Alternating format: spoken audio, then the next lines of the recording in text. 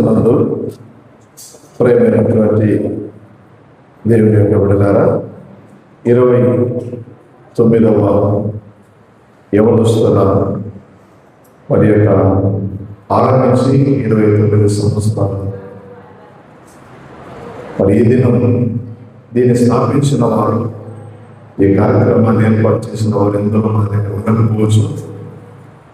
అలాగే ఈ దినం చక్కని సందేశం అందించేందుకు అవకాశం కల్పించినటువంటి దేవునికి, అలాగే స్థానిక సంఘ కాపరి విక్టర్ పాల్ మాస్టర్ గారికి, అలాగే మాస్టర్ గారికి, మరియు సంఘ కమిటీ మరియు సంఘ పెద్దలకు, యూత్ కమిటీకి, అలాగే స్త్రీల కమిటీ వారికి, మరియు యవనస్తుల వారికి, సండే స్కూల్ టీచర్లకు, సువార్త కమిటీ వారి పరిచర్య చేస్తున్న వారికి, ప్రభువైన యేసు క్రీస్తు నామమున మరి గూడూరు సంఘ కాపరిగా KPBSS కుల సమాజంలో పనిచేస్తున్నటువంటి సంఘాలుగా మా గూడూరు సంఘ పక్షులను కూడా మీకు ప్రత్యేకమైన 29వ యవనస్తుల యొక్క సమావేశంలోనికి చేరవలసిన అందరికీ శుభములను తెలియజేసుకుంటున్నా. మరి జాగ్రత్తగా మనం గమనించుకున్నట్లయితే మరి అంశం మీకు తెలిసి ఉంది. జాగ్రత్తగా గమనించినట్లయితే ఆ వచనాన్ని ఒకసారి జాగ్రత్తగా ఈ సమయంలో చదువుతున్నామండి. క్లుప్తముగా దేవుని యొక్క సందేశం మనం ఈ సమయంలో మనం విన్నాం. ఒకటి అంశం, ఎవరుడా నీకేమి కావాలి, పరలోకమా పాతాళమా. ఈరోజు మనం అప్డేట్ కావాలి. ఏం కావాలి? అప్డేట్ కావాలి. కొన్ని విషయాల్లో జాగ్రత్తగా మనం గమనిద్దాం. ఒకటి, ఫిలిప్పీ పత్రికల గురించి ఒక మాట జ్ఞాపకం చేసుకొని మనం ముందుకు వెళ్దామండి. 4వ అధ్యాయం 4వ వచనంలో ఒక మాట మనం చదువుకున్నాం. ఎల్లప్పుడూ ప్రభువునందు ఆనందించుడి. ఈ ఫిలిప్పీ పత్రికలో రాసిన వ్యక్తి అపోస్తులైనటువంటి పౌలు. వ్రాయబడినటువంటి కాలం క్రీస్తు శకం 62 రోమా చెరలో ఉన్నప్పుడు రాశారు.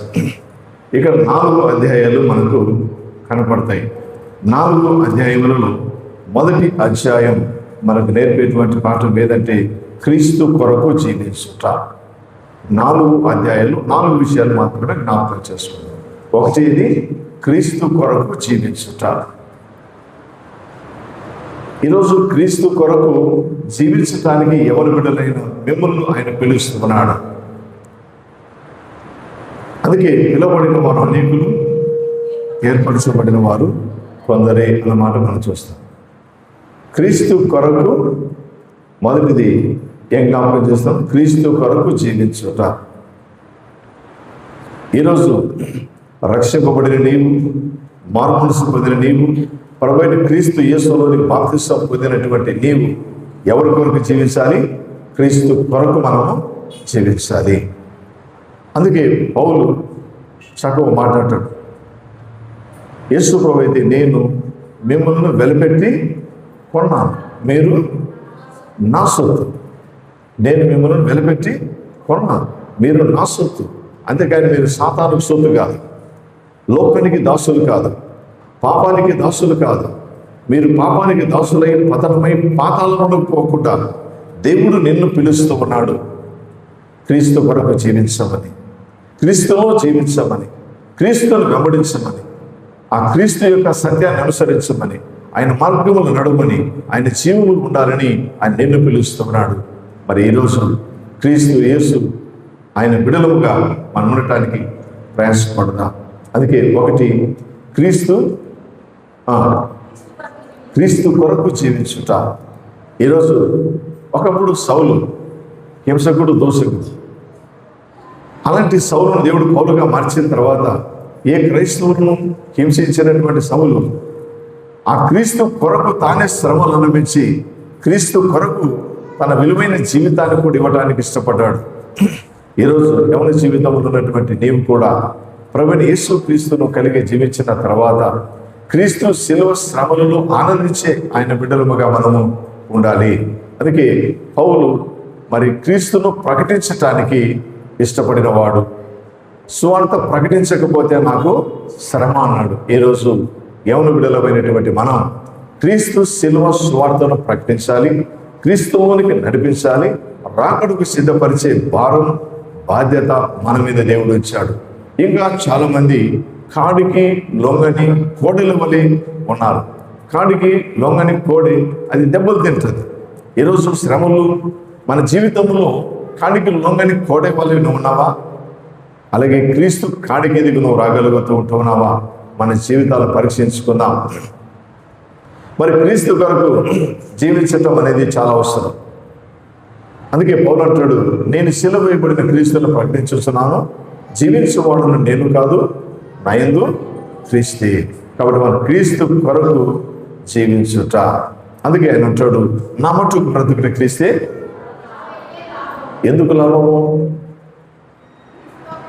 మనం ప్రభుత్వం ఉంటాం కాబట్టి, క్రీస్తుతో కూడా మనం ఉంటాం కాబట్టి అది మనకు ఆనందం. కాబట్టి గమనించండి, ఒకటి క్రీస్తు కొరకు జీవించుట. ఎవరు క్రీస్తు కొరకు జీవించడానికి ఇష్టపడ్డారు? అపోస్తలుడైనటువంటి పౌలు క్రీస్తును లోకంలో ప్రకటించి అనేకులు క్రీస్తులో నడిపించడంలో బహు శ్రమలు, వేదనలు, అలాగే ఆకలి దప్పులు, అలాగే ప్రభువును ప్రకటిస్తూ ఆయన అవమానించబడి నిందలు, శ్రమలు, వేదన, దుఃఖం, విచారం, ఆకలి దప్పులు ఇవన్నీ కలిగి ఉన్నప్పటికీ కానీ క్రీస్తు శిలువను సువార్త ప్రకటించడం ఆగిపోలేదు కానీ సాగిపోయాడు. అది పౌలున్న ప్రత్యేకత. ఆగిపోలేదు కానీ సాగిపోయాడు. ఈరోజు మన జీవితంలో కూడా ప్రభువైన యేసు క్రీస్తును కలిగి జీవించడంలో ఉన్న ఆనందం మరి ఎక్కడనో లేదు. మనం క్రీస్తు కొరకు జీవించాలి. అందుకే నేను పాపలు పిలవచ్చింది కానీ నీతిమంతులను పిలవరాలి. సమరయ స్త్రీ తన జీవితాన్ని ప్రభువైన యేసు క్రీస్తును అంగీకరించడానికి ఇష్టపడింది. ఆ సమరయ స్త్రీ మరి జీవితంలో ఎన్నో అనుభవాలు మనం చూడవచ్చు. మరి యేసు ప్రభు నేనిచ్చి నీళ్ళు నీవు తాగితే ఎన్నటికి నీ దాహం కలుగు అని అంటే ఆ నీళ్ళే నాకు కావాలన్నప్పుడు ఈ పెనిమిటిని తీసుకురా, ఎవరు లేరు. కానీ 5 ఉన్నారు, ఉన్నవాడు నీవాడు కాదంటే వెంటనే ఆమె ఏమన్నది, నీవు సత్యమని చెప్పేదివి. ఆమె యేసు ప్రభుని ఏమనుకున్నది, ప్రవక్త అనుకుంటుంది. ఆమె జీవితంలో చాలా అనుభవం. ఈరోజు ఆ సమరయ స్త్రీ లాంటి జీవితం కలిగినటువంటి మనలను ఎంతోమంది ఉన్నారు. అటు వారు కూడా నశించి నరకానికి పోకూడదు, క్రీస్తు కొరకు జీవించాలని అనేటువంటి భావన కలిగినటువంటి వారు ఉంటే మంచిది. అందుకే యోహాను సువార్తలో మనం గమనించినట్లయితే 4వ అధ్యాయంలో 19వ వచనంలో స్త్రీ, అయ్యా నీవు ప్రవక్తమని గ్రహించుచున్నాను అంటే తన మనసులో మాట చెప్పగలిగింది ప్రవక్తనే కదా. నేను ప్రవక్తమని గ్రహించుచున్నాను అంటుంది. అంతేకాకుండా నువ్వు యాకోబు కంటే గొప్పవాడవా అని కూడా చెప్పింది. అంటే ఈ సమరయ స్త్రీకి యాకోబు తెలుసు, ప్రవక్త ఆయనకు ఏ లక్షణాలు ఉంటాయో కూడా తెలుసు, ప్రవక్తకు ఏ లక్షణాలు ఉంటాయో కూడా తెలుసు. అందుకే మరి నిజంగా 12వ వచనంలో యాకోబు కంటే నీవు గొప్పవాడవా అని చెప్పింది. అలాగే 19వ వచనంలో ఏమంటుంది, నీవు ప్రవక్తమని గ్రహించుచున్నాను అని చెప్పింది. 25వ వచనంలో ఏముంటుంది, ఆ స్త్రీ ఆయనతో క్రీస్తు అనబడిన మెస్సయ్య వచ్చానని నేను ఎరుగుదును. ఈరోజు సమరయ స్త్రీ తన రక్షకుడు ప్రభువైన క్రీస్తును గుర్తించగలిగింది. ఈరోజు ప్రభువైన యేసు క్రీస్తును నువ్వు గుర్తించగలుగుతూ ఉన్నావా? ఇంకా నీ విలువైన జీవితాన్ని ఆశీర్వాదానికి కాకుండా శాపానికి తీసుకొని పోతూ ఉన్నావా? ఒకసారి మన జీవితాలను పరీక్షించుకున్న ఆ స్త్రీ ఆయనతో క్రీస్తు అనబడిన మెస్సయ్య వచ్చానని నేను ఎరుగుదును అని చెప్తుంది. అలాగే కిందికి వచ్చినట్లయితే ఇంకో మాట చూడండి, 29వ వచనం, మీరు వచ్చి నేను చేసినవన్నీ నాతో చెప్పిన మనుషులు చూడుడి, ఈయన క్రీస్తు కాడా. ఏమన్నది ఇప్పుడు, ఈయన క్రీస్తు కాడా అంటే ఈమె ఒకవేళ పాపము చేసిన స్త్రీగా ఉండవచ్చేమో, కానీ యేసు క్రీస్తును గురించినటువంటి సత్యాన్ని గ్రహించింది. ఈరోజు ఆమె జీవితం ఎంతవరకు వచ్చింది చూడండి. యాకోబు కంటే గొప్పవాడవా, తర్వాత ప్రవక్తమని, తర్వాత మెస్సయ్య వచ్చానని నేను ఎరుగుదును అంటుంది. కిందికి రండి. ఈయన క్రీస్తు కాడా అని ఊరి వారితో చెప్పగా వారు ఊరిలో నుండి బయలుదేరి ఆయన ఎదురుకు వచ్చుచుండేది. ఈరోజు ఈమె చేసినటువంటి పని ఏమి అంటే తాను ప్రభువైన యేసు క్రీస్తును నమ్మటమే కాదు కానీ ఆమె లోకములోని క్రీస్తును ప్రకటించే స్త్రీగా మారిపోయింది. అందుకే స్త్రీ ఆమె క్రీస్తును ప్రకటించేదిగా మారిపోయింది. ఈరోజు నిన్ను నన్ను ఎలాంటి పాపరోత జీవితంలో జీవించిన ప్రభు నిన్ను పిలుస్తున్నాడు. ఆ ప్రభు నిన్ను తన బిడ్డగా అంగీకరించడానికి ఇష్టపడుతున్నాడు. నీ పాపం విడిచిపెట్టి నువ్వు ప్రభు దగ్గరికి రా. పాపం విడిచిపెట్టి ప్రభు దగ్గర రమ్మని ఆహ్వానిస్తున్నాడు. 42వ వచనంలోనికి రండి. మా మట్టుకు మేము విని ఈయన నిజముగా లోకరక్షకుడని తెలుసుకుని నమ్ముచున్నామని. ఏమంటుందామే? ఈయన నిజముగా లోకరక్షకుడు. అందుకే ఈరోజు ఆ రక్షకుడు ప్రభువైన యేసు క్రీస్తును కొరకు జీవించటానికి నీవు ఇష్టపడుతున్నావా? ఆ ప్రభువైన యేసు క్రీస్తును నమ్మకుండా ఇంకా ఎంతకాలమో నువ్వు లోకములో జీవిస్తావు? ఎంతకాలం పాపములో జీవిస్తావు? ఒకసారి ప్రభువైన యేసు క్రీస్తును నీ సొంత రక్షకుడుగా నీవు అంగీకరించు. 2వ అధ్యాయంలో క్రీస్తు మనస్సు కలిగి ఉండుట. 1వ అధ్యాయం క్రీస్తు కొరకు జీవించుట. 2వ అధ్యాయం క్రీస్తు మనస్సు కలిగి ఉండుట. క్రీస్తు మనస్సు నువ్వు కలిగి ఉంటున్నావా? మరి ఈరోజు క్రీస్తు మనస్సు మనం కలిగి ఉండాలి. కాబట్టి గమనించినట్లయితే మరి నిజంగా ఈరోజు మారు మనసు మనం పొందాలి. మారు మనసు మనం పొందాలి. మనిషిలో ఉన్న ఒక మనసు ఉంది. ఆ మనసు మారాలి. ఆ మనసులు ఏమున్నాయి? లోకంలో చెడు చూపు, చెడు నడక, చెడు మాటలు, తినడం, త్రాగడం, జోదం, మోసం, టక్కరి, వ్యభిచారం, దొంగతనం, లోకంలో శరీర ఆశ, కోరికలు, అలాగే మనం గమనించినట్టు శరీర కార్యాలు, ఇవన్నీ నీలో నుండి తొలగించుకున్నప్పుడే దేవుడు నీలోనికి రావడానికి ఇష్టపడతాడు. ఇవన్నీ నీవు విడిచిపెట్టి దేవుని వెంబడించగలిగినప్పుడే నిజమైన మారు మనస్సు. అందుకే మారు మనసుకు తగినట్లుగా మనము లోకంలో జీవించాలి. క్రీస్తు మనస్సు మనం కలిగి ఉండాలి. యేసు క్రీస్తు కలిగిన ఈ మనస్సు మీరును కలిగి ఉండండి. జాలి, దయ, కనికరం, ప్రేమ ఇవన్నీ మనం కలిగి జీవించేటువంటి వారు ఉంటే మంచిది అని జ్ఞాపకం చేస్తూ ఉంటున్నాను. ఇక 3వ అధ్యాయంలోనికి వచ్చినట్లయితే 3వ అధ్యాయం బహుమానం కొరకు బహుమానం పొందవలనని గురి ఎద్దుకు పరిగెత్తుట. ప్రభు ఎద్దుకు మనం పరిగెత్తుట. Run for Jesus. ప్రభు కొరకు పరిగెత్తండి. ప్రభు కొరకు మనం పరిగెత్తండి.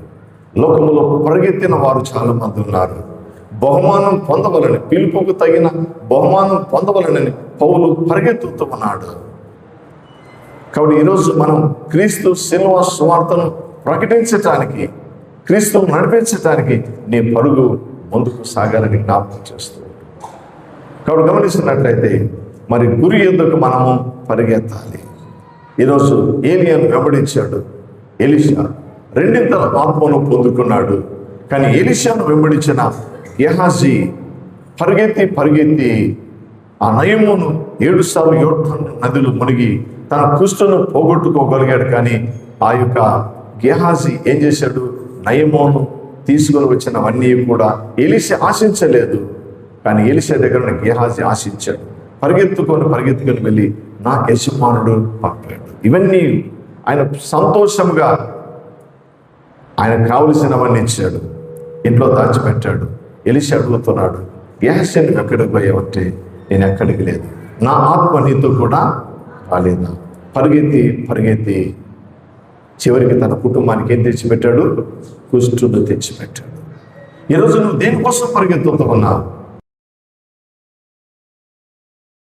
క్రీస్తును ప్రకటించడానికి పరిగెత్తుతున్నావా? లోకంలో శరీరాశ, నేత్రాశ, జీవనం పాపం చేయడానికి పరిగెత్తుతున్నావా? కాబట్టి మరి పౌలు నేను పరిగెత్తుతున్నాడు.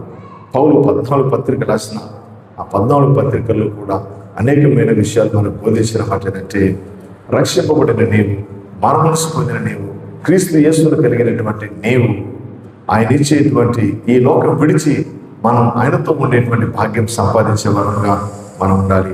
ఈ లోకంలో మరి బహుమానం పొందవలనని పరిగెత్తుతూ ఉన్నాడు. పౌలు అయితే చక్కగా అంటాడు, నేను మంచి పోరాటం పోరాడేది. ఏం పోరాటం పోరాడాను? ఏం పోరాటం? ఈ పోరాటంలో ఆరాటం ఉంది. పదవి కోసం పోరాడినట్టుగా ప్రభు కోసం పోరాడతలేరు సంఘాలలో. దేనికోసం అంట? ఈనాడు గత వారంలో చెప్పిన సందేశం మనకి ఇదే. పదవి కావాలన్నటువంటి ప్రయాస మనకుంది, కానీ ఆ పదవి తీసుకున్న తర్వాత అనేకులు క్రీస్తును నడిపించాలన్న ప్రయాస ఎందుకు రావటం లేదు? కారణం ఎక్కడ లోపం ఉంది. కాబట్టి మనం బహుమానం పొందాలని పరిగెత్తాలి. ఈరోజు క్రీస్తులోనికి అనేకులు నడిపించటానికి యవనుడా నీవు ఇష్టపడుతూ ఉన్నావా? ఎంతో మంది దేవుని మందిరానికి రాకుండా ఉన్నటువంటి ఆ యమున బిడ్డల దగ్గరికి వెళ్ళి దేవుని మందిరానికి రండి అని నువ్వు పిలుస్తూ ఉన్నావా? ఒకసారి మన జీవితాన్ని పరీక్షించుకుందా.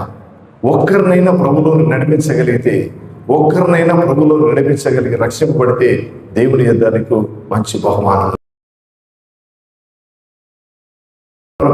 పరిగెత్తాను దేవుడి నుంచి. అందుకే మంచి పోరాటాలు పోరాడి తిని ఏం కాపాడుకున్నాడు పౌలు? విశ్వాసమును కాపాడుకున్నాడు.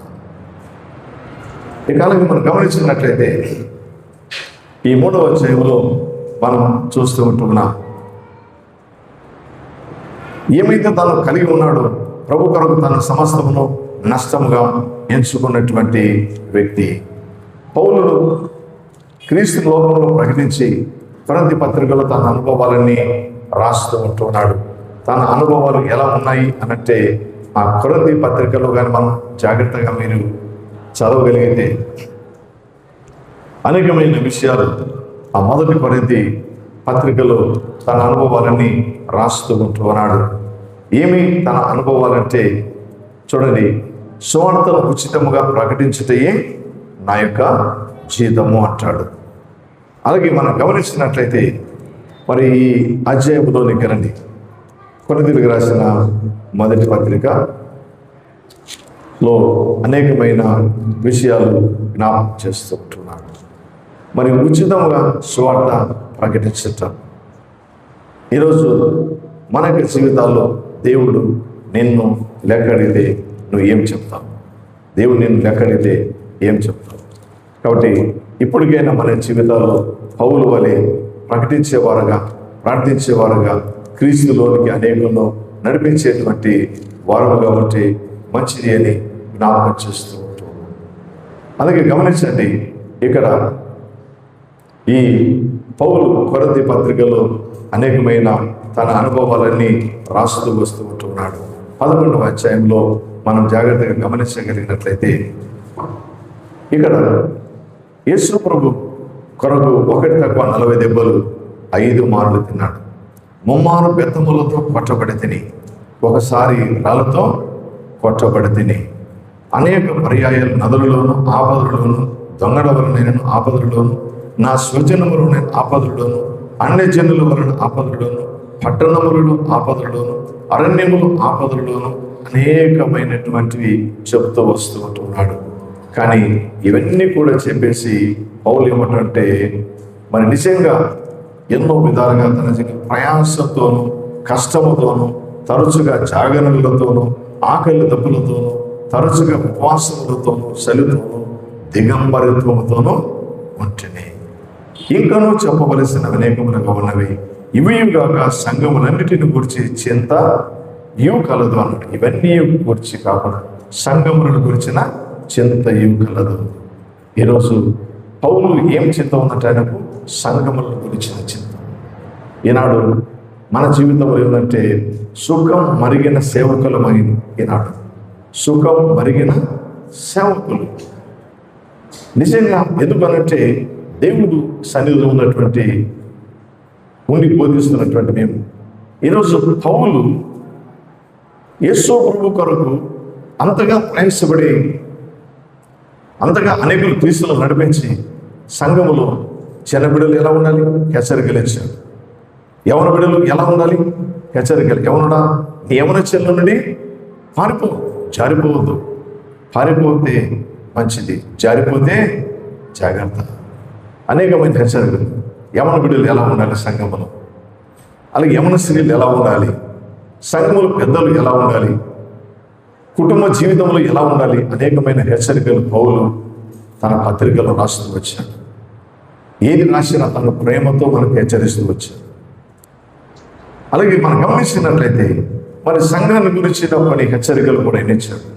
సంఘం చేయవలసిన పని ఏముంది అనంటే, సంఘం ప్రార్థించే సంఘముగా, క్రీస్తు శిలువ స్వార్థను ప్రకటించే సంఘములు, విశ్వాసులను తయారు చేసగల బాధ్యత ఎవరికి ఉంది? యవన బిడ్డలకు ఉంది. ఈరోజు యవన బిడ్డలుగా ఉన్నటువంటి మీరే సంఘ పెద్దలుగా, సంఘ కమిటీగా, సేవకులుగా, గాయకులుగా, సంగీతకారులుగా అనేక రకాలుగా దేవుడి మిమ్మల్ని ఆశీర్వదించి తన పని కొరకు వాడుకోవాలని ఇష్టపడుతూ ఉంటున్నాడు.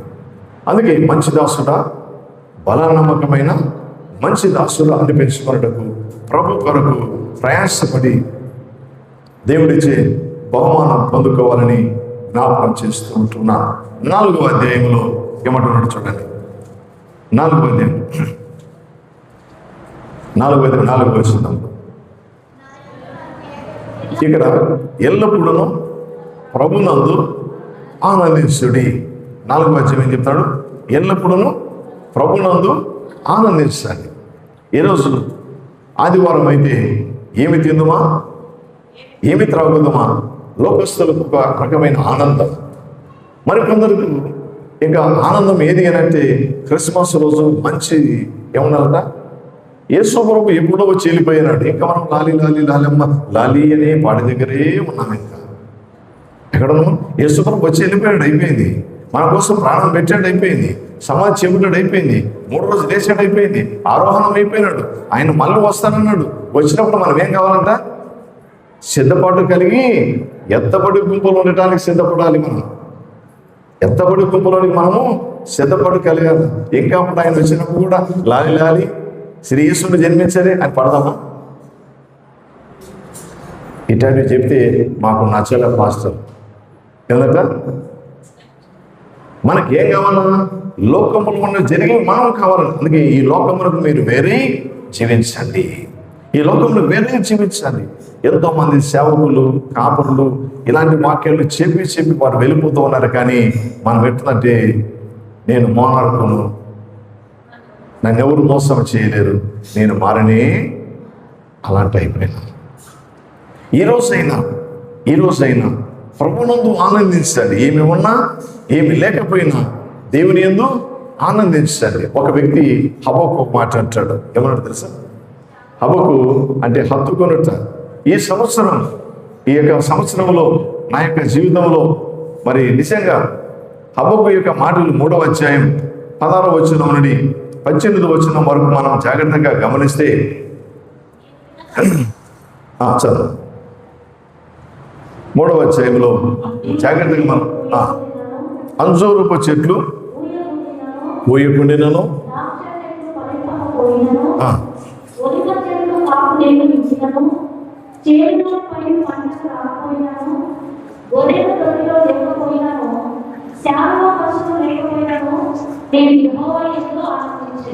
ఏం ఆనందం ఉందంట?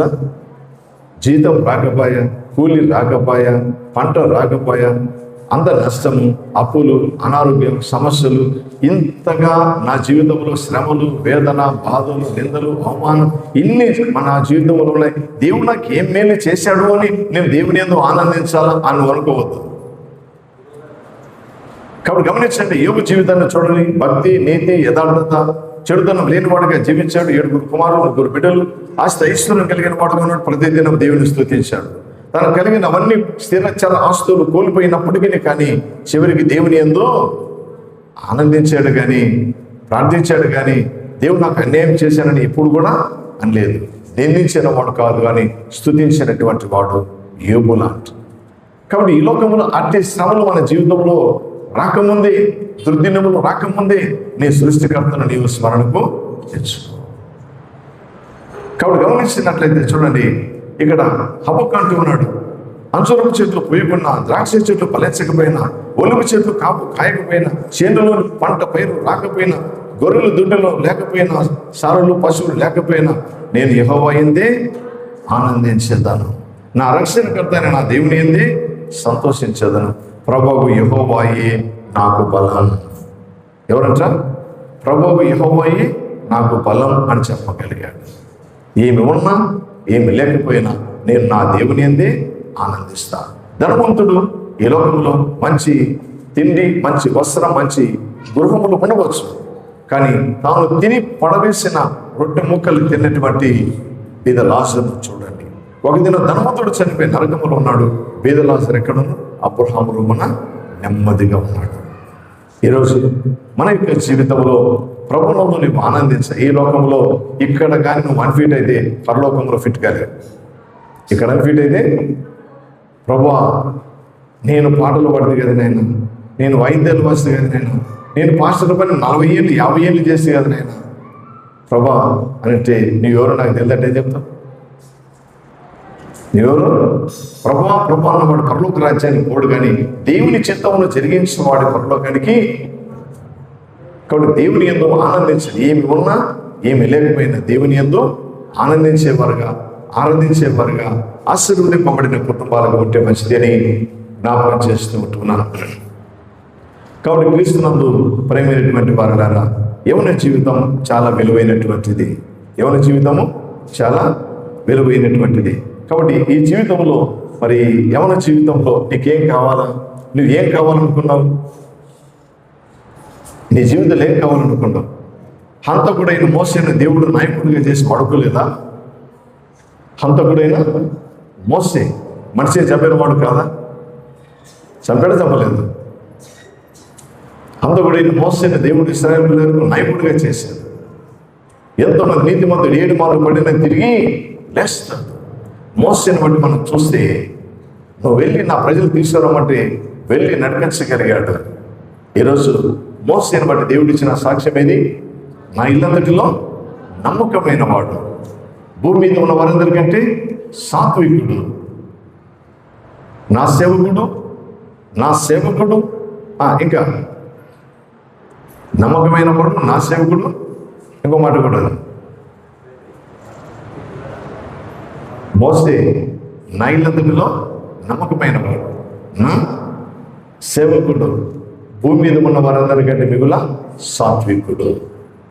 నేను కూడా మోసే వలె నా సంఘములో నేను ఒక మంచి నాయకుడుగా, ప్రార్థించేవాడుగా.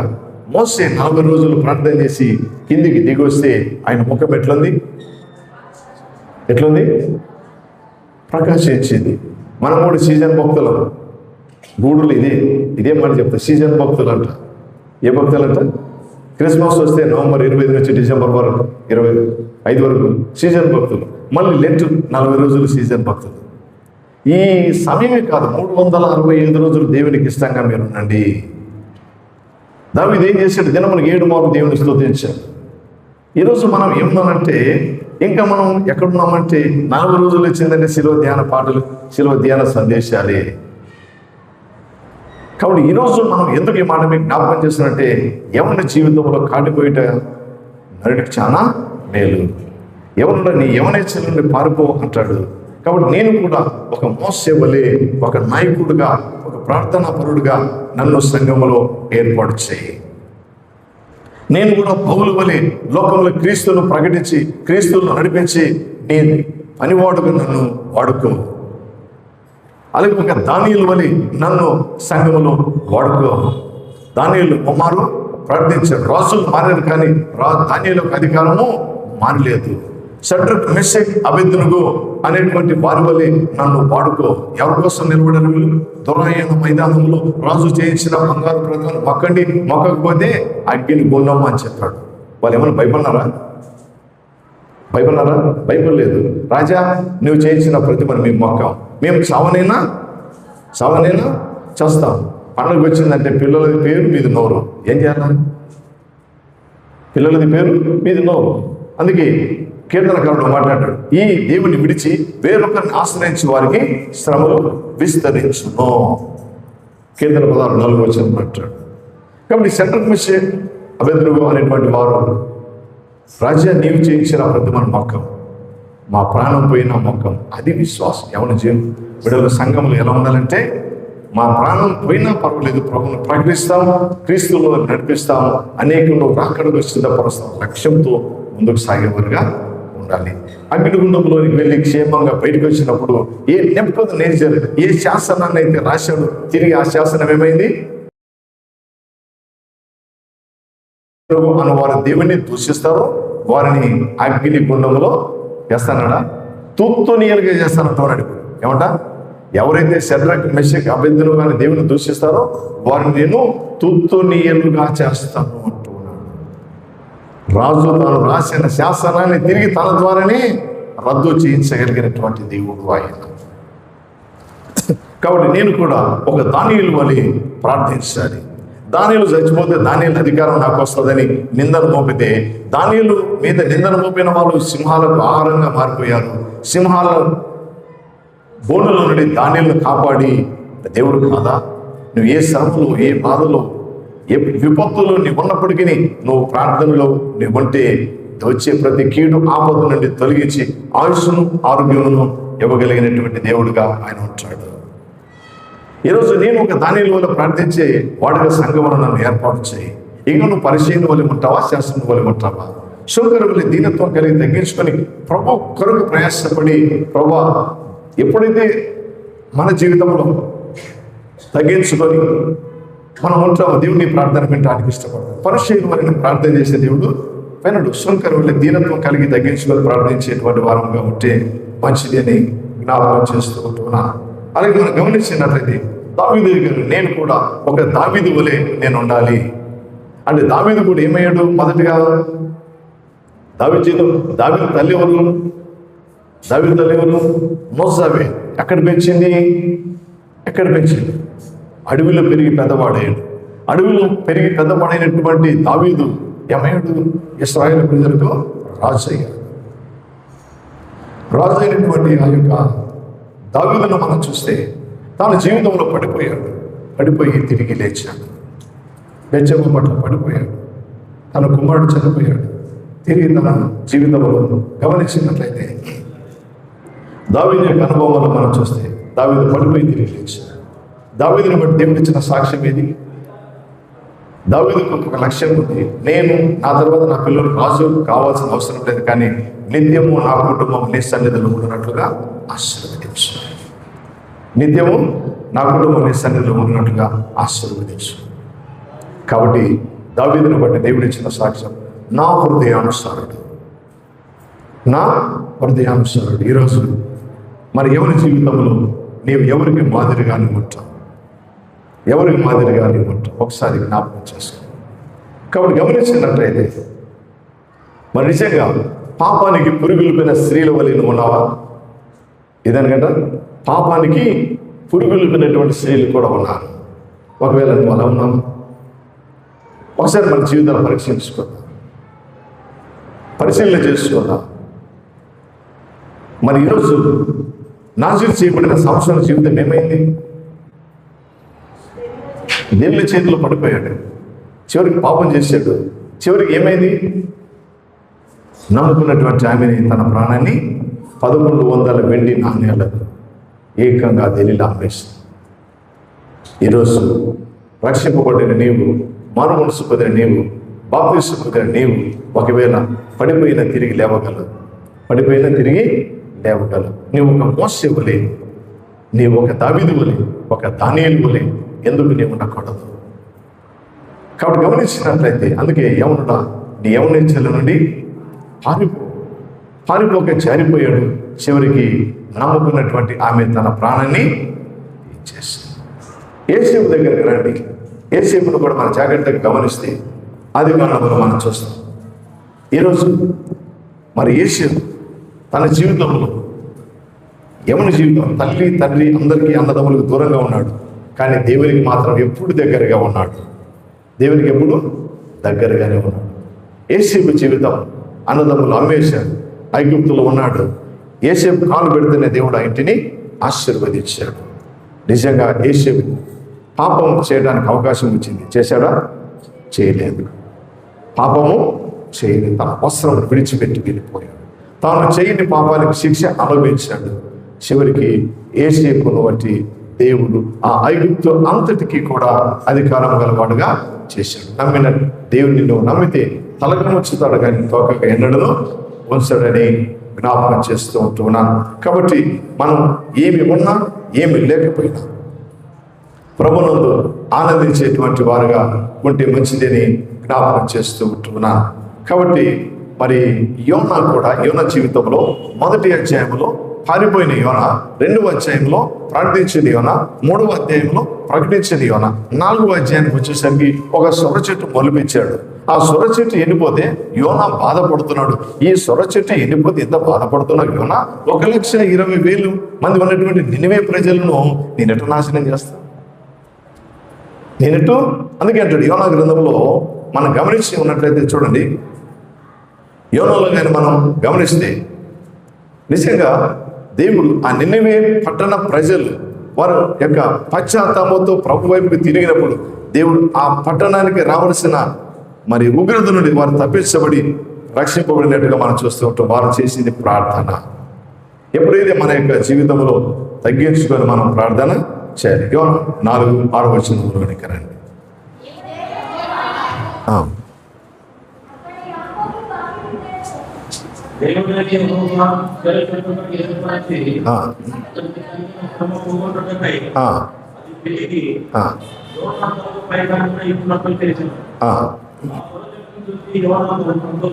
ఏం చేశాడంట?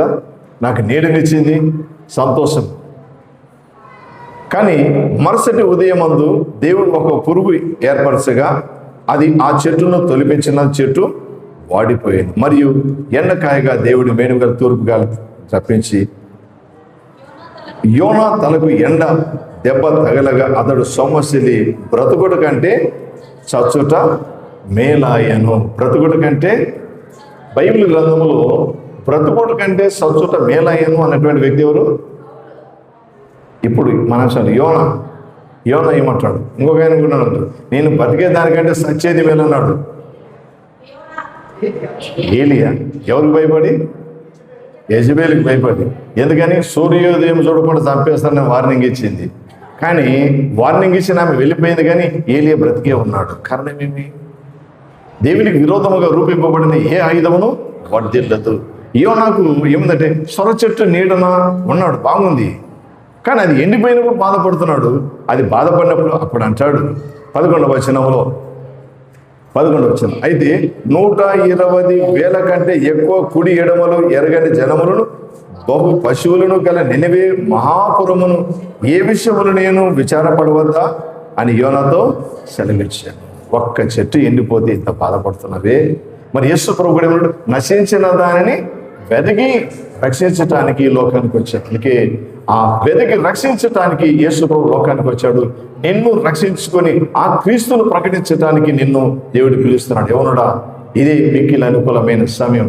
రక్షింపబడిన నీవు అనేకులు క్రీస్తులో నడిపించడానికి ఇష్టపడు. అందుకే నా పేరే తెలియని ప్రజలు ఎందరో ఉన్నారు, నా ప్రేమను వారికి ప్రకటింప కొందరు ఉన్నారు. మీరు ఎవరైనా వెళ్తారా?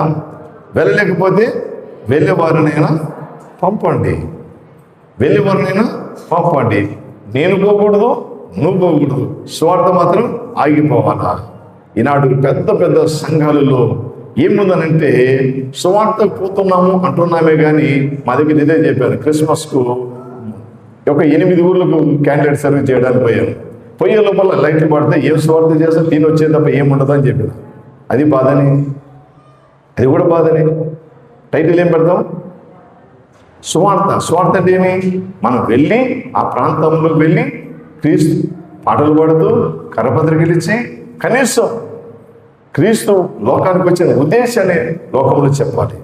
అది చెప్పకుండా సంఘములో మనం చెప్పి, సంఘములో పాటలు పాడి వాక్యం చెప్పి నేను స్వార్థ ఊరికి వచ్చినట్టయితే కుదరదు. నువ్వు వెళ్ళిన తర్వాత వాళ్ళతో అవమానించబడ్డావా? నిందలు వచ్చినాయా? దెబ్బలు తిన్నావా? ఈ అనుభవాలు నీళ్ళు ఉంటాయా లేవా? ఇవన్నీ ఏమి లేదు. ఒక సంఘానికి పోయినానా, పాటలు పాడినానా, ప్రార్థన చేసినానా, వాక్యం చెప్పినానా, అయిపోయింది. ఆదివారం స్వార్థకి పోయొచ్చిన దేవుని ఒక మాట అడగాలి, ప్రభా నేను ఆ ఊరికి వెళ్తున్నా, నాకు ముందుగా మీరు వెళ్ళండి, ఒక్కరైనా రక్షింపబడి నీ వైపుకి రావాలి ప్రభా, అలాగూ నన్ను నిలబెట్టుకొని నువ్వు మాట్లాడు అని వెళ్తే అంత మంచిది. ఒక్కరైనా మనం సంపాదించగలిగితే ధన్యతని జ్ఞాపకం చేస్తూ ఉంటూ ఉన్నాను. కాబట్టి మనం గమనించినట్లయితే ఇంకా ఈ లోకములో మరి ఎంతోమంది మనము చూస్తూ ఉంటున్నాం. రండి, మరి యవనుడు నీ జీవితంలో ఎలా ఉంటుందో. యోసేపు పాపం చేయడానికి అవకాశం వచ్చినా పాపము చేయలేదు. చివరికి యోసేపు ఐగుప్తు అంతటికి అధికారం గలవాడు కావడానికి కారణం ఏమంటే యథార్థత, నమ్మకత్వం, భక్తి. ఈరోజు మన జీవితంలో నమ్మకం, యథార్థత, భక్తి కలిగిన వారుగా ఉంటే మంచిదని జ్ఞాపకం చేస్తూ ఉంటున్నాను. రండి, ఇక రెండో భాగంలోనికి మనం వెళ్దాం. త్వరగా 10 నిమిషాల్లో మనం గెలుచుకుందాం. ద్వితీయోపదేశకాండం 30వ అధ్యాయము 19వ వచనంలోనికి రండి.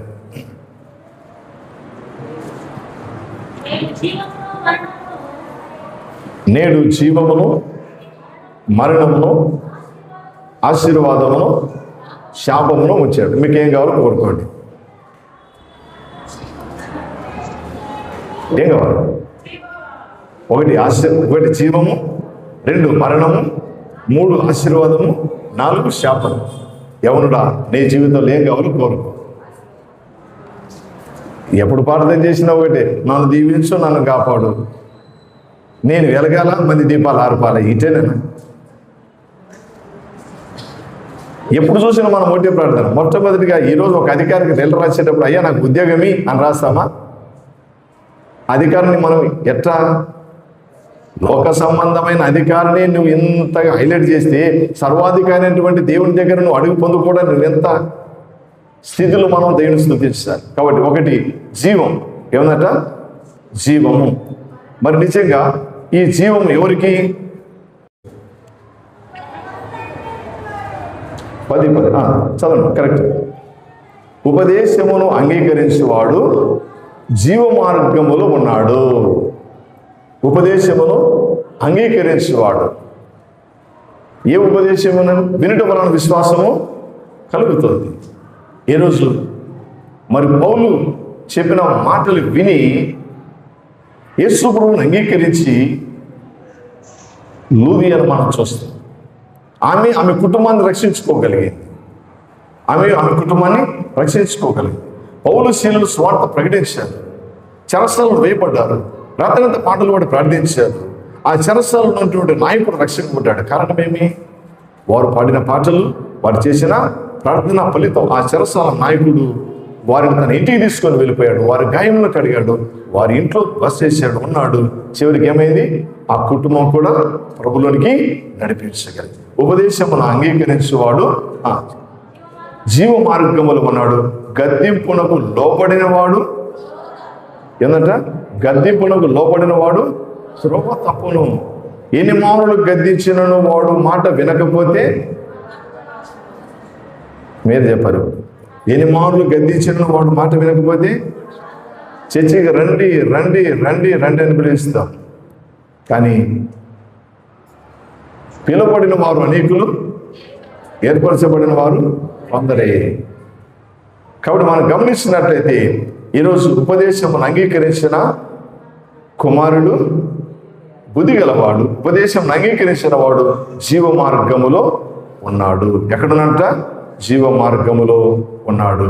అందుకే నా మాట విని నన్ను పంపిన వాని యందు విశ్వాసం మంచివాడు నిత్య జీవం గలవాడు, వాడు మరణములో నుండి జీవంలోనికి దాటి ఉన్నాడు అన్న విషయాన్ని గమనిస్తాం.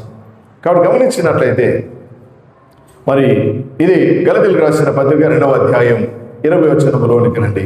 జీవించువాడను నేను కాదు, నా యందు క్రీస్తే జీవించుచున్నాడు. ఎవరట?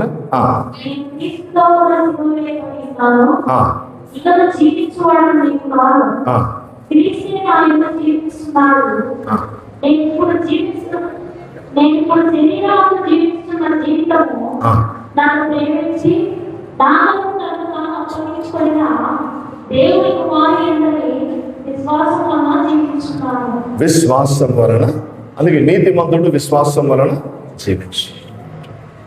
కాబట్టి మనం దేవుని మాట వినడం, లోపడడం ద్వారా, ఆయనను వెంబడించడం ద్వారా జీవం మన జీవితంలో కలుగుతుంది. కాబట్టి మనం గమనించినట్లయితే మరి మన యొక్క జీవితంలో ఒకటి జీవము. ఏమంట? జీవము. ఒక ఆయన యవనస్తుడు వచ్చాడు. అయ్యా, నీ రాజ్యానికి రావాలంటే నేనేం చేయాలన్నాడు. ఒకటి కొత్తగా జన్మించిందేనే కానీ నికోదేము అన్నాడు, అయ్యా నీ రాజ్యానికి రావాలి నేనేం చేయాలంటే, ఒకటి కొత్తగా జన్మించిందేనే కానీ వాడు దేవుని రాజ్యానికి వారసుడు కాడు. తిరిగి జన్మించిన వాడు తిరిగి జీవిస్తాడు. తిరిగి జన్మించిన వాడు తిరగబడ్డాడు, ఇరగబడ్డాడు. తిరిగి జన్మించిన వాడు తిరగబడ్డాడు, ఎరగబడ్డాడు. కారణం ఎందుకంటే సౌలు పౌలుగా మారిన తర్వాత క్రీస్తు కొరకు నిందలు, అవమానము, దెబ్బలు తిని అణిగిపోయాడు. ఎందుకంటే నేను క్రీస్తు కొరకు జీవిస్తాను. తిరిగి జన్మించిన వాడు తిరిగి జీవిస్తాడు. అందుకే మన యొక్క జీవితంలో యేసు రక్తములో మన పాపను కడుక్కొని మన పరిశుద్ధులముగా ఉండాలి. నికోదేము కొత్తగా జన్మించిన వాడు తిరిగి ఆయన రాజ్యానికి వారసుడు కాదు. ఈరోజు మనం గమనించినట్లయితే మరొక మాట మనం గమనించాం. ఒక యవనస్తుడు యేసు ప్రభు దగ్గరికి వచ్చాడు. అయ్యా, నేను వెంబడిస్తాను అన్నాడు. నన్ను వెంబడించు అన్నాడు. నన్ను వెంబడించంటే యేసు నీ కలిగినవన్నీ బీదలకి ఇచ్చి నన్ను వెంబడించంటే ముఖము చర్మపరుచు. ధనాన్ని చూశాడు కానీ దేవుని వైపు చూడలేదు. ధనవంతుడు దేవుని రాజ్యం స్వతంత్రించుకున్నట్టు కంటే వంటి చూపించమలో దొరకట సులభం. కాబట్టి గమనించినట్లయితే చూడండి, ఉపదేశం అంగీకరించిన కుమారుడు జీవ మార్గంలో ఉన్నాడు. యవనస్తుడు ఎక్కడున్నాడు? ఇప్పుడు లోకంలోని వెళ్ళిపోతున్నాడు. దేవుని వెంబడించలేకపోయాడు. చేపలు పట్టు చాలా పిలిచాడు, ఆయన వెంబడించాడు.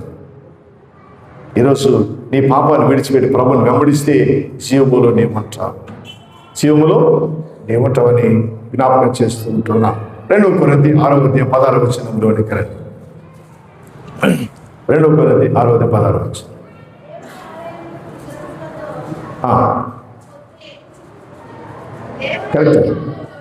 2 కొరింథీ 6:16 చదువు.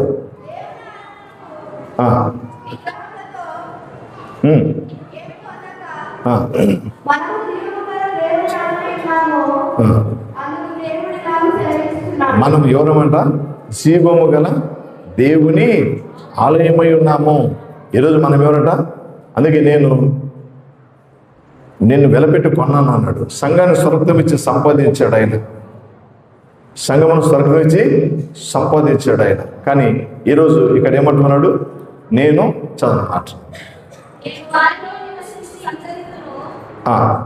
మనము జీవము గల దేవునికి ఆలయమై ఉన్నాము. అందుకు దేవుడు ఇలాగ సెలవించి, నేను వారిలో నివసించి సంచరించదు. జీవము నీకు కావాలి అనంటే యేసు ప్రభు మాటని వినాలి, లోబడాలి, ఆయనకి ఇష్టంగా జీవించాలి.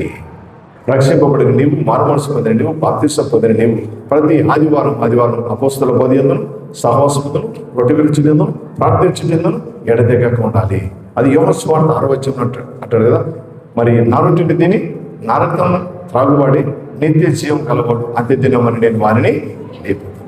ఆ పునరుత్థానములో నీవు ఉండాలంటే ఆయన మాట వినాలి, లోబడి వెంబడించే వాళ్ళు ఉంటే మంచిదని జ్ఞాపకం చేస్తూ ఉంటున్నాను. జీవంలో ఒకవేళ నువ్వు ఉండాలి అనుకుంటే దేవుని ఉపదేశమును వినే వారముగా, లోబడే వారముగా ఉంటే మంచిదని జ్ఞాపకం చేస్తూ ఉంటున్నాను. అందుకే దేవుని యందు విశ్వాసం ఉంచేవాడు నశించడు, నరకానికి పోడు. దేవుని యందు విశ్వాసం ఉంచేవాడు నిత్య జీవానికి పోతాడు అని యోహాను సువార్త 3:16 అలాగే 3:36 మనం గమనించగలం. రెండవది మరణం. రెండవది ఏమందట? మరణం. ఈ మరణం అందరికీ ఉంది. ఒకేసారి జన్మిస్తే 2 సార్లు సావాలి. కాబట్టి మరణం అనేది అందరికీ ఉంది. మరణం అంటే విడిపోవుట, వెడలిపోవుట. ఈ శరీరంలో ఉన్న ప్రాణం వేరైపోతుంది, దాన్ని మనం మరణం అంటున్నాం. అందుకే ఈ జీవితంలో ప్రభువైన యేసు క్రీస్తును కలిగి జీవించడంలో మంచిదని జ్ఞాపకం చేస్తూ ఉంటున్నాను. ఈరోజు ఒకటి మరి ఫిజికల్ శరీర మరణం ఉంది కానీ ఆత్మ మరణము లేదు, భౌతికమైన మరణం. ఈరోజు ఈ మరణం ప్రతి మనిషికి ఉంది, కానీ మరణం తర్వాత యేసు ప్రభువును నమ్మిన వారికి జీవం అనేది కూడా ఉంది. కాబట్టి బైబిల్ గ్రంథంలో మనం గమనించి మరణం గురించి అనేకమైన భక్తులు అనేకమైన మాటలు వ్రాయగలిగి ఉంటూ ఉన్నారు. మరి గమనించి ఉన్నట్లయితే చూడండి, అది ఆదికాండము 2వ అధ్యాయం 17వ వచనం ఇక్కడ నుంచి మొదలవుతుంది. 2:17 త్వరగా రెండు ఇక్కడ రెండు చెట్లు ఉన్నాయి ఏదైనా తోటలో. ఏది తినవద్దన్న పండు తిన్నారు, లోకానికి పాపము శాపము మరణం తెచ్చిపెట్టారు. ఆజ్ఞ అతిక్రమమే పాపం, పాపం వల్ల నుంచి జీతమే మరణం. కాబట్టి ఇక్కడ గమనించినట్లయితే అయితే మంచి చెడ్డల తెలివినిచ్చి వృక్ష ఫలము తినకూడదు, నీవు వాటిని తినుదినమని నిశ్చయముగా చచ్చదవని నరునికి ఆజ్ఞాపించాను. తింటే ఏమవుతావు? పాపం చేస్తే ఏముంది? శాపం. పాపం చేస్తే ఏముంది? పాతాళం. అందుకే ఆ పాపం విడిచిపెట్టి రమ్మని దేవుడు నేను పిలుస్తూ ఉంటున్నాను. మరణం అయితే అందరికీ ఉంది, మరణం అయితే అందరికీ ఉంది. కాబట్టి మనం గమనిస్తున్నట్లయితే చూడండి, మరణం అందరికీ ఉంది. అందుకే మట్టితో చేయబడిన శరీరం ఒక దిన మట్టికి మనుగానే మార్చబడుతుంది. కానీ ఈ మరణం, మొదటి మరణం అందరికీ ఉంది, రెండవ మరణం కొందరికే ఉంది. ఒకవేళ మొదటి మరణం అందరికీ ఉంది కానీ రెండవ మరణం కొందరికి, ఆ రెండవ మరణములు నీవు ఉండకూడదు. ప్రకటన 21:8 మనం చూస్తాం. ఆ రెండవ మరణం ఎవరికి అని అంటే, ఈరోజు రెండవ మరణంలో నీ పేరు పిరిగివారు, అవిశ్వాసులు, అసహ్యులు, నరాంతకులు, వ్యభిచారులు, మాంత్రికులు, విగ్రహారాధకులు, అబద్ధికులు, అగ్ని గంధకములు, మండుకుండములు పాలు పొందుదురు. ఇది రెండవ మరణం. కాబట్టి రక్షింపబడిన నీవు, మరణించబడిన నీవు, బాప్తిసపడిన నీకు మరణం మేలు, మరణం మేలు. ఒక ఆయన అంటాడు కదా, సొలొమోను 40 ఏళ్ళు రాజ్యాన్ని పరిపాలించిన సొలొమోను సుగంధ తైలం కంటే మంచి పేరును, ఒకరి జన్మదినం కంటే మరణం మేలు. క్రైస్తవులు మరణం మేలు. 2 పౌలు అంటాడు, నా మటుకు బ్రతుకుడు క్రీస్తు సావైంది లాభమే. ఎందుకు? నేను యేసు ప్రభు నమ్ముకున్నాను, నేను ఎప్పుడు చనిపోయినా నా ప్రభుత్వం నేను ఉంటాను, అది నా జీవితంలో ఆనందము. మరణ మేలు, మరణం లాభం. అది పద్మాసు దీపంలో ప్రవాసి ఉన్నటువంటి యోహాను ప్రకటన గ్రంథంలో అంటాడు, ఇప్పుడు నుండి ప్రభునందు మృతులందిన మృతులు ధన్యులు. ఒకటి మేలు, లాభము, ధన్యత. ఎవరికి? యేసు ప్రభు నమ్మినటువంటి వారికి. యేసు ప్రభు నమ్మినటువంటి వారికి మరణము మేలు అన్నమాట జ్ఞాపకం చేస్తాం. ఎఫెసీ 2:1 మీ అపరాధముల చేత, మీ పాపముల చేత మీరు చచ్చిన వారు ఉండగా ఆయన మిమ్మల్ని క్రీస్తుతో కూడా బ్రతికించాను, క్రీస్తుతో కూడా బ్రతికించాను అని మనం చూస్తూ ఉంటాం. కాబట్టి 3 దాంట్లో రండి. 1 జీవము, 2 మరణం, 2 మరణం. అందుకే మరణం యొక్క జీవితంలో మరణాన్ని మనం చూసాం.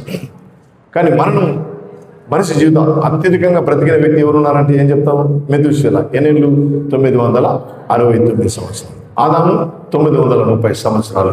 అబ్రహాము 175 సంవత్సరాలు. శారా 127 సంవత్సరాలు. మోసే 120 సంవత్సరాలు. ఇలా మనం క్రమేణా దైవజనుడైన మోసే రాసిన 90 కీర్తనలో మనిషి ఆయుష్ 70, అధిక బలం అంటే 80. అది కూడా ఆయాసం దుఃఖమే అంటాడు. కానీ మరి 1000 సంవత్సరములు గతించినా అది నిన్నటి వలె ఒక జాము అన్నాడు. అర్థం ఏమన్నాడు కదా? ఒక జాము అన్నాడు. సాయంత్రం 6 నుంచి ఉదయం 6 వరకు 4 జాములు ఉన్నాయి. అంటే 3 గంటలు ఒక జాము, ఒక జాము వలె ఉన్నది అంటాడు అక్కడ. ఈ మాటలు గమనించాం, చాలా ఆశ్చర్యం అనిపిస్తుంది. కాబట్టి 1 జీవము, 2 మరణం, 3 ఆశీర్వాదము. 3ది ఆశీర్వాదము. 3వది ఆశీర్వాదం. కాబట్టి ఇక్కడ ఈ ఆశీర్వాదం నీకు కావాలంటే నువ్వు ఏం పొందాలి? అర్హత లేకుండా ఉద్యోగం ఇస్తారా? యెహోవా మాట శ్రద్ధగా విన్న ఎడల నేడు ఈ ఆశీర్వాదములని నీకు ప్రాప్తించినట్టు. ద్వితీయోపదేశకాండం 28 మొదటి భాగం అంతా ఆశీర్వాదాలు, రెండో భాగం అంతా శాపాలి. ఏం కావాలో కోరుకో, ఇంటివే చదువుకో. మొదటి ఆశీర్వాదం అంతా ఏముంది? మాట వింటే గర్భఫలం, భూఫలం, దుఃఖిటెదులు, చేతి పని, పిండి పిసుకుతోటి నువ్వు ఇంట్లో పట్టణము అన్నిట్లోనూ ఆశీర్వాదము అంటాడు. యెహోవా మాట వినకపోతే అరికాలం మొదలుకొని నడినెత్తి వరకు ఎన్ని రోగాలు ఉన్నాయి, అన్ని రోగాలు మీరు చూసుకోవచ్చు. శాపం అది.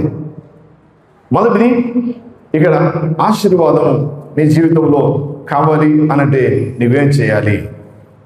నీవు ఏమి చేయాలి? జాగ్రత్తగా మనం గమనించినట్లయితే ఆయన మాట వింటే, ఆయనకు లోబడితే, ఆయన వెంబడిస్తే, ఆయన కొరకు జీవిస్తే నిన్ను ఆశీర్వదిస్తాడు. ఆదికాండం 12వ అధ్యాయంలోనికి మనం రాగలిగితే అబ్రహామును బట్టి ఆయన చెప్పేటువంటి మాట, అబ్రహామును ఎందుకు అంత గొప్పగా ఆశీర్వదించాడు? అబ్రహాం దేవుని మాట విన్నాడు.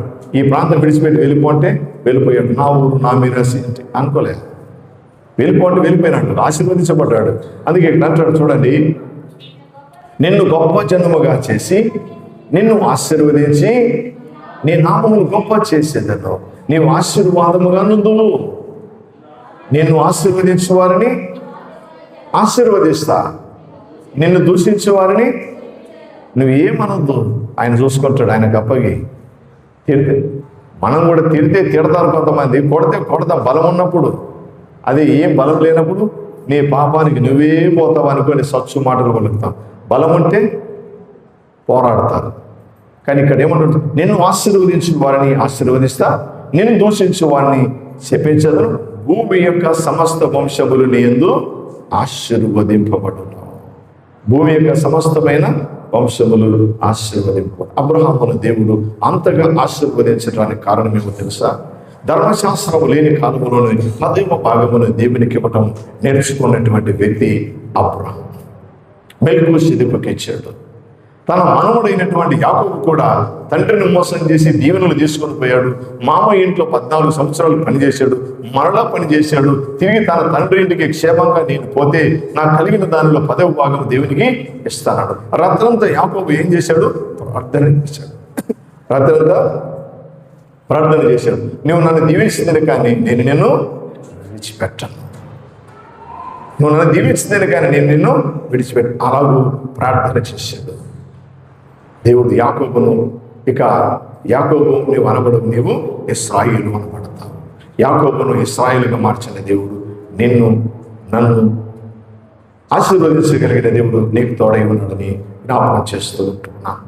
ఒబేదేదోము ఇంట్లో 3 మాసాలే ఉంది మందసం. కానీ దేవుడు ఒబేదేదోము కలిగిన సమస్తమును ఆశీర్వదించిన దేవుడు. ఇటు ఆశీర్వాదాలు మన జీవితాల్లో దేవుడు ఇవ్వాలని ఆశీర్వదిస్తున్నాడు. ఎబేజును చూడండి, ఎబేజు చేసిన ప్రార్థన, దేవా నన్ను ఆశీర్వదించు, దేవా నన్ను ఆశీర్వదించు, నా సరిహద్దు విశాలపరచు, నీ చెయ్యి తోడకుండా తెచ్చి ఏ కీడ రాకుండా తప్పించు అని ప్రార్థించాడు. దేవుడి ఆశీర్వాదాలు మనకు కావాలంటే నువ్వు ప్రార్థించు. నువ్వు ప్రార్థించినట్టు దేవుని యొక్క ఆశీర్వాదాలు నీకు ఉంటాయి. దేవుని ఆశీర్వాదాలు నీకు ఉంటాయి. అందుకే యెహోవా ఆశీర్వాదము ఐశ్వర్యమునిచ్చు. నీ మీద ఉన్న శాపమును తీసేసి నిన్ను ఆశీర్వదించగలిగినది దేవుడే. బిలాము ఏం చేశాడు? ఈ ప్రజలను దీవించవలసిన వాడు శపించడానికి వెళ్ళి, ఎవడిచ్చాడు నీకు అధికారం? శపించే అధికారం, శపించే అధికారం ఎవడిచ్చాడు? నన్ను కూడా ఒక ఏమన్నది, మీ ఇంటికి 4 తరాల శాపం వస్తుందని చెప్పిపోయింది చర్చలో. మమ్మల్ని అన్నది, మీకు 4 తరాల శాపం వస్తుంది. నేనన్నా, నీకు ఎవడిచ్చాడు అధికారం? బిలాం ప్రవక్త పని చేయాలి, నిన్ను శపించడానికి వెళ్ళమని ఎవడు? నేను ఎవరి కింద మనం పని చేస్తాము? ఆ దేవుడి కింద. ఆ దేవుడు చెప్పిన మాటే చేయాలి. అంతకు మించి చేస్తే కత్తరిస్తాడు దేవుడు. మోసేని కూడా ఏమన్నాడు? నేను మిమ్మల్ని ఏమైనా కంటినా అంటేనే కనపడుతుంది, కాదు జాగ్రత్త, కానాను పోవద్దు. మనతో మాట్లాడను కొట్టాడు. కొన్నిసార్లు మనం కూడా ఎక్స్ట్రా చేస్తాం, కత్తరిస్తాడు, అలుస్తాడు. కాబట్టి మనం గమనించినట్లయితే చూడండి, ఆశీర్వాదము, యెహోవా ఆశీర్వాదము ఐశ్వర్యమును ఇచ్చును. యెహోవా బైబిల్ గ్రంథంలో ఇక ఇలాంటి ఆశీర్వాదాలు ఎన్నో మనం చూస్తాం. నోవాను కూడా దేవుడు ఆశీర్వదించాడు, అబ్రహామును ఆశీర్వదించాడు. 147 కీర్తన 13 వచనములను కోసారండి. 147 కీర్తన 13 చూస్తారు. ఒక మాట ముగించు. ఆయన నీ గుమ్మముల గడియలను బలపరిచి ఉన్నాడు, నీ మధ్యన నీ పిల్లలను ఆశీర్వదించి ఉన్నాడు. నీ మధ్యన నీ పిల్లలను ఆశీర్వదించి ఉన్నాడు. అందుకే నిజంగా మనం దేవుని మాట వింటే, దేవునికి లోపడితే దేవుని ఆశీర్వాదాలు మనకు ఉన్నాయి. నువ్వు దేవుని మర్చిపోవచ్చు, కానీ నువ్వు దేవుని మర్చిపోవచ్చు. నీవు నమ్ముకున్నాను నీ దేవుడు నేను ఎప్పుడు విడిచిపెట్టు. 115 కీర్తన 12 అంటాడు, యెహోవా మమ్మల్ని మర్చిపోలేదు, ఆయన మమ్మల్ని ఆశీర్వదించాను. ఇశ్రాయేలును ఆశీర్వదించాను, అహరోను వంశస్థులను ఆశీర్వదించాను. ఎవరిని ఆశీర్వదిస్తాడు? పిల్లలనేమి పెద్దలనేమి తన యందు భయభక్తులు గల వారందరినీ ఆశీర్వదిస్తాడంట. పిల్లలనేమి పెద్దలనేమి తన యందు భయభక్తులు గల వారందరినీ ఆయన ఆశీర్వదిస్తాడు. అందుకే ఆశీర్వాదములకు వారసులు ఒకటికి ఆయన నిన్ను పిలిచి ఉన్నాడు. కాబట్టి ఈ యొక్క సమయంలో జాగ్రత్తగా దేవుని మాట వింటున్నటువంటి వారు, మరి 1 జీవము, 2 మరణము, 3 ఆశీర్వాదం. ఈ ఆశీర్వాదం మన జీవితంలో మనం పొందాలి అంటే దేవుని మాట వినాలి, దేవునికి లోబడాలి, దేవుని వెంబడించాలి. ఆయన పట్ల భయభక్తులు కలిగి మనం జీవించగలిగితే నిశ్చయంగా దేవుడు నిన్ను ఆశీర్వదిస్తాడు అని జ్ఞాపకం చేస్తూ ఉంటున్నాను. అది 112 కీర్తన 2వ వచనంలో మనం గమనిస్తే 112 2వ వచనంలో మరి యథార్థవంతుల వంశపు వారిని దీవించబడుతున్నారు అంటాడు. ఎవరు దీవించబడతారంట? యథార్థపు వంశపు వారు ఆయన దీవిస్తాను అని అంటున్నాడు. అది కీర్తన 5:12 వచనంలో నీతిమంతులను ఆశీర్వదించేవాడు ఆయనే. యథార్థవంత వంశపు వారిని దీవిస్తా అంటున్నాడు, నీతిమంతులు కుటుంబాలను ఆశీర్వదిస్తానంటున్నాడు. అందుకే సామెతలకు అంటాడు, జ్ఞానవంతురాలు తన ఇల్లును కట్టుకుంటుంది, 3 రోజులు తన ఇంటిని అని ఉడుగరుక్కుంటుంది. అది 33 వచనంలో నీతిమంతుల నివాస స్థలము ఆయన ఆశీర్వదిస్తాడు, వర్ధిల్లింప చేస్తాడని జ్ఞాపకం చేస్తూ ఉంటున్నాను. చివరిగా గమనించినట్టయితే 1 జీవము, 2 మరణము, 3 ఆశీర్వాదం, 4వది శాపం. ఇది ఎవరు నాకు వద్దు అనుకుంటాం. దీనికోసమే పరిగెత్తే వారు కూడా ఉన్నారు కొంతమంది. గెహాజీ ఎలీషా 2 తలాత్మను పొందుతాడు, కానీ ఎలీషాను వెంబడించిన గెహాజీ ఇంటికి ఏం తెచ్చిపెట్టాడు? కుష్ఠుని తెచ్చిపెట్టిపోయాడు. ఏం పెట్టాడు ఆయన? కుష్ఠుని పెట్టిపోయాడు. మరి నీవు పోయే సమయానికి నీ ఇంటికి ఆశీర్వాదాన్ని పెడతావా, లేక నీ ఇంటికి శాపాన్ని పెట్టి నీవు వెళ్ళిపోతావా? నీ జీవితాన్ని ఒకసారి పరిశీలన చేసుకో. ఇర్మియా గ్రంథము 11వ అధ్యాయం 3వ వచనంలో 11:3 వచనం. ఇశ్రాయేలు దేవుడిని యెహోవా సెలవిచ్చినది ఏమనగా, ఈ నిబంధన వాక్యములను విననొల్లని వాడు శాపగ్రస్తుడు. దేవుని వాక్యము విననొల్లని వాడు శాపగ్రస్తుడు. విననొల్లని వాడు శాపగ్రస్తుడు. వింటే ఆశీర్వాదమే, వినకపోతే శాపమే. వింటే ఆశీర్వాదం, వినకపోతే విననొల్లని వానికి ఏముందంట? శాపమే. కాబట్టి నిజంగా దేవుని మాట విని ఆశీర్వదింపబడిన కుటుంబాలు ఉన్నాయి, దేవునికి వ్యతిరేకముగా జీవించినటువంటి వారు కూడా ఉన్నారు. మోసే, నువ్వే నా నాయకుడు, మేము కూడా మీ వారసులము కాదు, మాకు కూడా ఉంది, నీ కుప్ప మా కుప్ప ఒకటే, నీవు ఎలాగూ ఆ నాయకుడుగా ఉన్న మేము కూడా ఉంటామని చెప్పేసి వారి సంతతి వాళ్ళు 200 మంది పోగు చేసుకొని మోసే మీద తిరుగుబాటు చేసి భూమి నోరు తెరిచి వారిని మింగేసి. ఇంకా అనేకమైన విషయాలు ఉన్నాయి. కాబట్టి గమనించినట్టయితే నిర్గమకాండం 20వ అధ్యాయం 5వ వచనంలోనికి రండి. వాక్యము విననొల్లని వాడు శాపగ్రస్తుడు. 20వ అధ్యాయం ఎనగా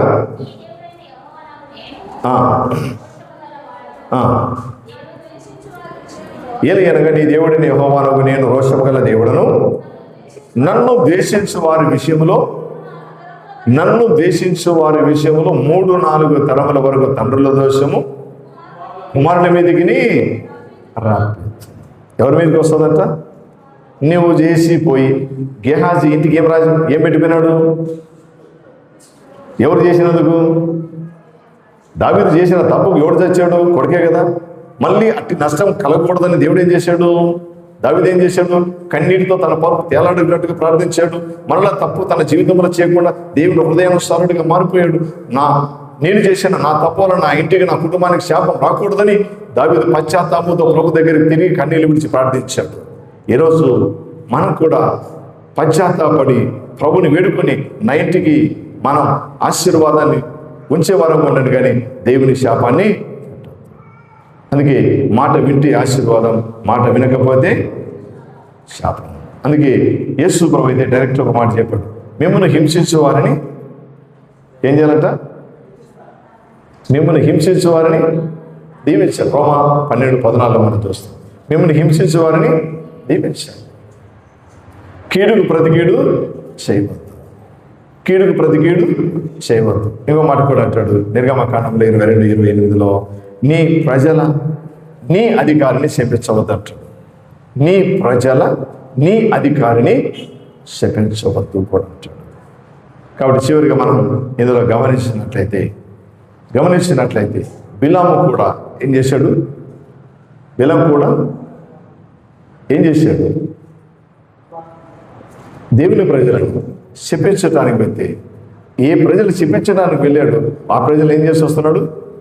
ఆశీర్వదించి వస్తున్నాడు. అది దేవుని యొక్క ప్రణాళిక. కాబట్టి నిజంగా మనం గమనించినట్లయితే నీవు కూర్చుంటుట నీవు లేచుట ఆయనకు బాగా తెలుసు. నీవు కూర్చుంటుట లేచుట ఆయనకు బాగా తెలుసు. కాబట్టి శాపము మన మీదకి మన పిల్లల మీదకి రాకుండా ఉండాలి అని అంటే నిజంగా నీవు దేవునికి భక్తి నీతి విశ్వాసం కలిగి జీవించాలని జ్ఞాపకం చేస్తూ ఉంటున్నాను. కాబట్టి మనం గమనించినట్లయితే మరి ఇందులో 109వ కీర్తన 28వ వచనంలోకి వస్తాను. 109:25 వచనం. వారు శపించుచున్నారు కానీ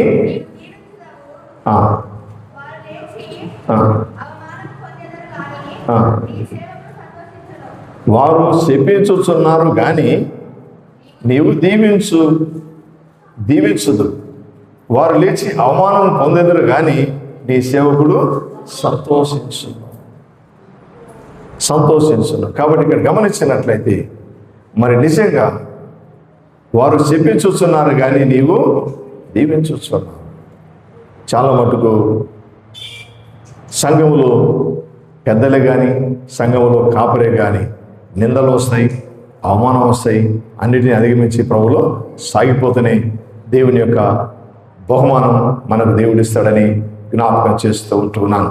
కాబట్టి ఈ సమయంలో శాపము మన ఇంటికి రాకుండా ఉండాలి అని అంటే యెహోషువ వలె నేనును నా ఇంటి వారును యెహోవాను సేవించాను. దేవుని ఆరాధించే కుటుంబముగా, దేవుని స్తుతించే కుటుంబముగా, ఆరాధించే కుటుంబముగా, ప్రార్థించే కుటుంబముగా ఉంటే దేవుని ఆశీర్వాదాలు మనకుంటాయని జ్ఞాపకం చేస్తూ ఉంటున్నాను. చివరిగా దేవునికి ఎవరింటి మీదకి శాపం ఉంది? Very good. సామెత గ్రంథం 3:33 వచనంలో భక్తిహీనుల ఇంటి మీదికి యెహోవా శాపం వచ్చు. భక్తిహీనుల ఇంటి మీదకి తిరుగుబాటు చేసేవారు ఉన్నారు, లోబడేవారు కూడా ఉన్నారు. కాబట్టి భక్తిహీనుల ఇంటి మీదకి శాపం వస్తుంది. అదే మరి యథార్థవంతుల కుటారములను ఆయన ఆశీర్వదిస్తాడు. కాబట్టి మనకు కలిగింది దేవునికి ఇవ్వటం ద్వారా ఆశీర్వాదం ఉంది. మనకు కలిగినది దేవునికి ఇవ్వటం ద్వారా ఆశీర్వాదం ఉంది, అభివృద్ధి ఉంది అని ఈ మాటల ద్వారా మీకు జ్ఞాపకం చేస్తూ ఉంటున్నాను. కాబట్టి గమనించుకున్నట్లయితే ఈ యవనస్తుల ఈ ప్రార్థన ఈ సావాసములో చేరువచ్చిన మనందరినీ కూడా దేవుడు బహుగా దీవించి ఆశీర్వదించులాగున మరి చక్కగా విన్నటువంటి మాటల వలన మరి 29వ యవనస్తుల ఆరంభించి ఎన్ని సంవత్సరాలైంది? 29 సంవత్సరాలు. మరి మనం చివరిగా మీకు చెప్పేటువంటి మాట ఏమో తెలుసా? ఈరోజు పెళ్ళై పిల్లలు పుట్టకపోతే ఏమంటారు? గొడ్డుళ్ళు అంటారు. రక్షింపబడిన నీవు ఒక్కరినైనా దేవునిలోనికి నడిపించకుండా ఒకవేళ నువ్వు చచ్చిపోతే నువ్వు గొడ్డు విశ్వాసివి. ఎందుకు చివరికి మాట చెప్పినా? ఏ విశ్వాసం అంట? గొడ్డు విశ్వాసాలు ఉందామా? వద్దు. కాబట్టి మనం సత్యంలోగా కనీసం ఎంతమందిని నువ్వు ప్రభులోనికి నువ్వు నడిపిస్తావు కదా? ఎంతమందిని ప్రభులో నడిపిస్తావు? ప్రయాసపడండి. సమయం దొరికినప్పుడు ఇంట్లో కూర్చొని ప్రార్థన చేయండి. నీ బంధువులు, నీ స్నేహితులు, నీ ఇరుగు పొరుగు వారిని ప్రభువులో దేవుని మందిరానికి రాని వారు ఎవరైతే ఉన్నారో వారి కోసం ప్రయాసపడండి. యవనుడా, నీ జీవితం చాలా విలువైనది. యవన జీవితంలో కాడిమోయట నరునికి మేలు. ఎంతో మంది చర్చికి రాకుండా లోకములు చెడు వ్యసనాలకు అలవాట్లకు బానిసలై దేవుని మందిరానికి రాకుండా ఉన్నటువంటి వారిని టార్గెట్ పెట్టి వారి దగ్గరికి వెళ్ళి నువ్వు వారితో మాట్లాడి ప్రభువులోనికి నడిపించగలిగితే నీ జీవితము ధన్యత. అట్టి చెడు వ్యసన అలవాట్లో మగ్గిపోతూ పతనమై తన విలువైన బ్రతుకు నాశనం చేసుకున్న వారిని ఒక్కరినైనా ప్రభులోనికి నువ్వు నడిపించగలిగి వాడు పాట పాడినా, ప్రార్థించినా, గాయకుడైనా, స్వార్థికుడైనా ఆ ధన్యత నీకే, ఆ ధన్యత నీకే కలుగుతుందని జ్ఞాపకం చేస్తూ ఉంటున్నా. మరి దేవుడు ఈ మాటలను దీవించి ఆశీర్వదించను గాక. ఆమె చిన్న ప్రార్థన చేసుకుందాం. మహోన్నతుడైన మా దేవ, మహాగణుడా, పరిశుద్ధుడా, నీకు వందనాలు, స్తోత్రములు, స్తుతులు చెల్లిస్తూ ఉంటున్నాం ఆయన. అవును మా తండ్రి, విన్నటువంటి వాక్యం మా హృదయాలు స్థిరపరచండి. అవును మా తండ్రి, క్రీస్తు కొరకు జీవించుట, క్రీస్తు మనసు కలిగి ఉండుట, అవును మా బహుమానం పొందవాలని గురి ఎత్తుకు పరిగెత్తుట, క్రీస్తులో ఆనందించుట. అవును మా తండ్రి, మరి జీవము, మరణం, ఆశీర్వాదం, శాపం మా మధ్యన మీరు ఇచ్చారు. అవును మా తండ్రి, మమ్మల్ని మీరు ఆశీర్వాదములకు వారసులు ఒకటికే మీరు మమ్మల్ని పిలిచిన దేవా, మీకే స్తోత్రములు. శివుడు కాబట్టి చేర్చుకున్నట్టు చూపించండి. అవును మా తండ్రి, అనేకులు క్రీస్తులో నడిపించేటువంటి మరి ఒక పౌలు వలె మరి మా తండ్రి బిడ్డలు ఉండటకు సహాయం చేయండి. ఒక దానియేలు వలె ప్రార్థించేవారుగా, దావీదు వలె వాడు తిరిగి లేచి నీ హృదయానుసారుడిగా మారిపోయినటువంటి వారి వల్ల నీ స్థిరపరచమని ప్రార్థిస్తూ ఉంటున్నాం. అలాగే మరి మా తండ్రి, ఈరోజు మరి మా ప్రభావ అనేకులు క్రీస్తులోనికి నడిపించే రాకను సిద్ధపరిచే వారి గురికి సాయం చేయండి. నశించిన దానిని వెతికి రక్షించడానికి లోకానికి వచ్చిన దేవుడు మీకు స్తోత్రములు నాయన. పాపంతో పట్టబడిన స్త్రీ పాపాలకు క్షమించిన దేవుడు, సెలవులు దొంగ నిన్ను నీవు రక్షించుకొని నన్ను రక్షించు అన్నాడు నాయన. ఒక దొంగ మనవతండి, ఈ శిక్ష మాకు తగినదే, నీ రాజ్యం వచ్చినప్పుడు జ్ఞాపకం చేసుకున్నప్పుడు నేనే నువ్వు నాతో కూడా పరదేశంలో ఉండు అన్నాడు. దొంగ మారు మనసు నీ వైపు తిరిగాడు. ఈరోజు చెడు వ్యసనాలు, చెడు చూపు, చెడు నడక, చెడు మాటలు, చెడు జీవితం, చెడు ప్రవర్తన విడిచిపెట్టి నీ సన్నిధికి చేరుకుని మార్గములు నడిచి నీ సత్యం అనుసరించుటకు సహాయం చేయమని ప్రార్థిస్తూ ఉంటున్నాం. ఏమి ఉన్నా ఏమి లేకపోయినా దేవుని యందు ఆనందించేవారుగా ఉన్నట్టుకు సహాయం చేయమని ప్రార్థిస్తూ ఉంటున్నాం. ప్రభువు యెహోవాయే నాకు బలం అని చెప్పినటువంటి హబక్కు వారు ఉన్నట్టు చూపించమని నేటి దినపు దీవెన ఆశీర్వాదములన్నీ బాబును పరమాత్మాన్ని మా నలుగురు సంఘానికి, సంఘంలో ప్రతి కుటుంబానికి దయచేయమని క్రీస్తు ప్రభు పేరున పెట్టుకొచ్చున్నాం తండ్రి. ఆమేన్. థాంక్యూ.